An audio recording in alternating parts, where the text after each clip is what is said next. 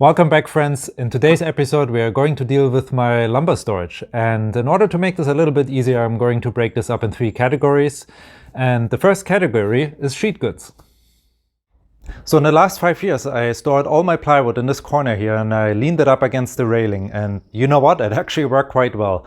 It's sort of out of my way and it's easily accessible. I just never bothered to really clean it up or restack it, and I piled up way too many of those little short pieces and offcuts, so maybe instead of trying to reinvent this space here, I just try to organize it. Maybe that's all it takes. Like I said, I haven't done this for years, and I actually was really surprised at how many smaller pieces were hidden behind the bigger sheets. I cleaned up as good as I could with a vacuum, and when I was restacking the pile, I realized quickly that I will have to break this up or I will end up with the same mess again. After throwing away some garbage, I freed up enough space underneath here to install a support beam and to hold the pieces that are 3 feet at least in one dimension. So with that I covered all the big sheets, the mid-size sheets, but I still had all those weird shaped pieces in all the small sheets that are under 2 feet. So for that I will need to find out something else. Now before I do that, let's take a look at the second category, which would be long lumber. What I mean by that is lumber between 6 and 12 foot long. Luckily I don't have to reinvent anything here either, because I have multiple spots outside where I can store long lumber like that, and thanks to the 12-foot ceiling I can even store a certain amount in the garage. So it's pretty much the same process here, it just needs to be cleaned up and reorganized. Now that leaves me with category 3, my biggest problem: short pieces and offcuts and lumber up to 6 feet long. And I have them in pretty much every single corner of the shop. So my plan is to build one storage unit to hold them all. Ideally it's on casters so I can move it around if I ever want to change the layout in the shop. Aesthetics are important, so I wanted to look half decent. And I would like to stay under my budget of $200. So there's really just one way to figure out if all of this is possible. So let's get started. First I needed a big super solid base, and I tried to kill 2 birds with 1 stone here by using a lot of scrap plywood for this.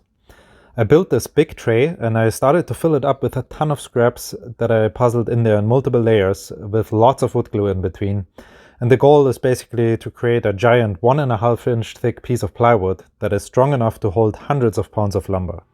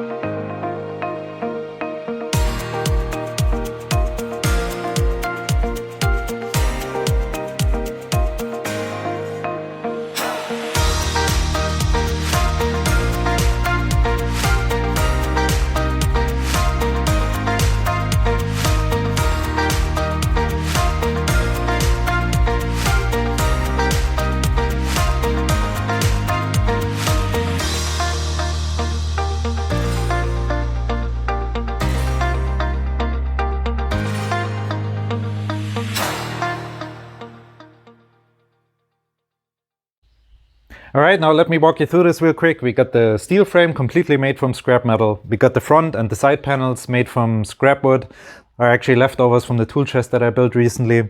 And then we got those wire welded shelf units. Those are also leftovers from our tomato shelves that we have in the basement.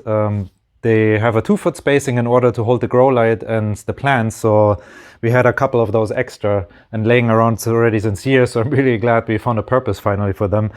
And according to this little tag here, they actually can hold 800 pounds, which is more than enough for what I'm using it for. So the only real thing I had to buy was a sheet of OSB, some paint and the casters, and all of that added up to $160, so I'm even below the budget. Now let me show you what it actually can hold. Now starting at the bottom here, we have 6 cubic feet for up to 4 foot long lumber. Right above it we have another 6 cubic feet for up to 2 feet long lumber. And then we have the 2 shelves at the top here. One can handle 6.25 cubic feet and 18-inch long pieces. The other one can handle 7.5 cubic feet of volume. Then on this side we have a 6 cubic feet space for up to 2 by 2 feet big plywood pieces. And last but not least we have 9 cubic feet for up to 6 foot long lumber at the back here. Now that gives me an amazing 34.75 cubic feet in storage for this unit. Now all of that is now on heavy duty casters that can handle up to 3,000 pounds of weight, so even if I fill up every cubic inch I will be fine. This makes it really easy to move around and access it from every angle. Now this unit freed up a lot of space. The shop looks already a lot cleaner. I should have done this really a long time ago. I also took the chance and went through my stock and I realized I kept way too much. I'm really a person that uses up a lot of scrap lumber. If you watch my YouTube videos, in pretty much every video I'm using up some form of scrap lumber. But there was just too much, and I also realized that a lot of the material was not really usable anymore, so I had to get rid of at least a quarter, which was really hard for me, but sometimes that's what you have to do. Alright, I think I'm gonna wrap up the video at this point. I hope you enjoyed it. I will go back to work, there's still lots to do. Enjoy the rest of your weekend, and I will see you the next time.